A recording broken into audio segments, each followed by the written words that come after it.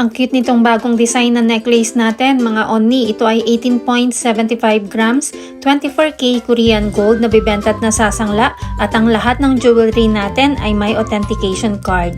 Ang nasa video ay 18.75 grams pero pwede rin ito sa 37.5 grams and above. Ang cute ng design niya, bilog, at may pang set din ito na bracelet. Yung bracelet ay kahit sa minimum 11.25 grams lang ay pwede.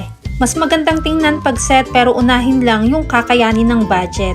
Heto naman ang kanyang 18K Korean gold lock at ang necklace natin ay pwede sa 40cm, 42 or 45. Gagawin nito depende sa haba na gusto mo. Ang lahat ng 24K Korean gold natin ay pwede sa cash, 2 gifts or ilang months layaway depende kung saan ka komportable. Ang rate ng gold ay nagbabago everyday kaya hindi natin nilalagay ang price sa video.